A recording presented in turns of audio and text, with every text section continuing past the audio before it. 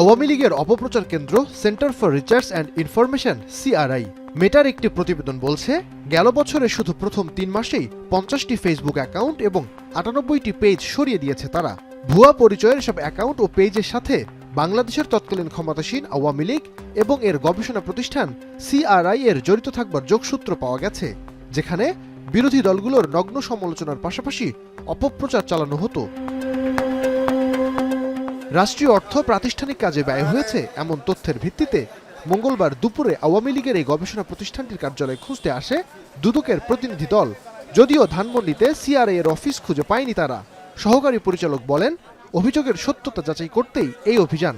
প্রতিষ্ঠানটির ব্যাংক স্টেটমেন্টও সংগ্রহের কাজ চলছে।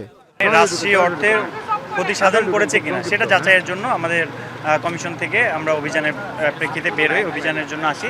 তো আমাদের ছিল ওনাদের যে প্রতিষ্ঠান অফিস কোথায় আছে সেই অফিসগুলো একটু সন্ধানে গিয়ে তারপরে সেখান থেকে আমরা কোনো রেকর্ডপত্র পাই কিনা সেটা পর্যালোচনা করা।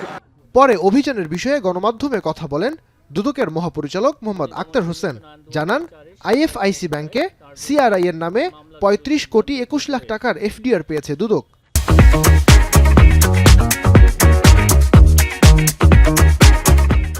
সিআরআই নামক প্রতিষ্ঠানের যে সকল ব্যাংক হিসাব চালু ছিল ওই সকল ব্যাংক হতে তথ্য সংগ্রহ করা হয়। প্রাপ্ত তথ্যাদি পর্যালোচনায় দেখা যায় আইএফআইসি ব্যাংকে সিআরআই নামক প্রতিষ্ঠানটির নামে একটি ৩৫ কোটি ২১ লক্ষ টাকার এফডিআর রয়েছে। সিআরআই এর পরিচালনা পরিষদ বিভিন্ন রাজনৈতিক এজেন্ডা বাস্তবায়নের জন্য রাষ্ট্রীয় তহবিলের অপব্যবহার করেছে বলে অভিযোগ পাওয়া গেছে উল্লেখ করে মহাপরিচালক জানান, নথিপত্র ঘেটে দেখা গেছে সিআরআই এর চেয়ারম্যান সজীব ওয়াজেদ জয় ও ভাইস চেয়ারম্যান সাইমা ওয়াজেদ পুতুল।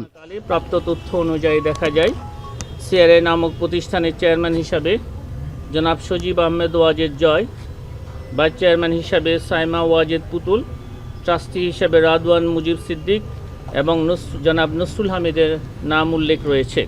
অভিযান চলাকালে দুদক আইএফআইসি ব্যাংক ছাড়াও ডাচ বাংলা ও সোনালী ব্যাংকেও সিআরআই এর লেনদেনের তথ্য পেয়েছে।